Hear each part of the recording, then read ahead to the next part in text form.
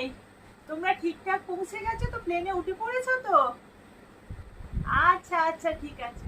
তোমরা কিন্তু সাবধানে যেও, আর বাবা মায়ের কথা শোনো, একদম কিন্তু দুষ্টুমি করবে না দাদু ভাই। ঠিক আছে, রাখছি দাদু ভাই। মাসিমা, আমরা ছেলে বৌমা নাতি নাতনি যে প্লেনটাই ছিল, সেই প্লেনটার বিমান দুর্ঘটনা হয়েছে। আমি এই মাত্র নিউজে খবরে দেখে এলাম, তাই তাড়াতাড়ি আপনাকে বলতে এলাম। কি বলছিস তুই এটা? আমি এই মাত্র ফোনে কথা বললাম। মাসিমা, টিভিটা খুলে দেখুন। এই মাত্র আমার সাথে কথা হলো, বললো ওরা ঠিকঠাক প্লেনে উঠে পড়েছে। না, এটা হতেই পারে না। এই মুহূর্তে সব থেকে বড় ব্রেকিং নিউজ হলো আহমেদাবাদের ওপরে ভেঙে পড়ল এয়ার ইন্ডিয়ার বিমান। বিমানে থাকা সমস্ত যাত্রীরা মৃত বলে ঘোষণা করা হয়েছে। বল, এটা হতে পারে না, বল। ওরা ভুল দেখাচ্ছে, বল। ওরা মিথ্যে দেখাচ্ছে, বল।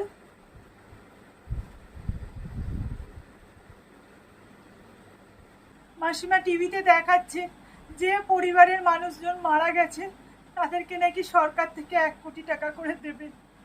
দেখুন, আমি নাম্বারটা লিখে নিয়ে এসেছি, আপনি একটু ফোন করে নেবেন।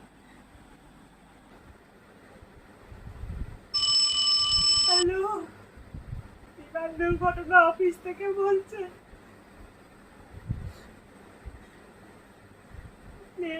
প্লেনটা ভেঙে গেছে, তাতে আমার ছেলে, বৌমা, নাতি নাতনি সবাই ছিল। আর আপনারা টিভিতে ঘটনা করছেন যে যারা মারা গেছে তাদেরকে নাকি 1 কোটি টাকা করে দেবে।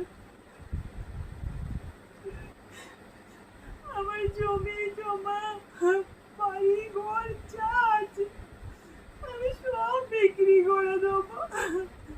বিক্রি করে দিয়ে 5 কোটি টাকা আমি আপনাকে দেবো। আপনি আমার ছেলে, বৌমা, নাতি নাতনিদের ফেরত দিন। পারবেন ফেরত দিতে? ফেরত দিলে আমি আপনাকে 5 কোটি টাকা দিচ্ছি। আপনি আমার নাতি নাতনি, ছেলে, বৌমাকে ফেরত দিন।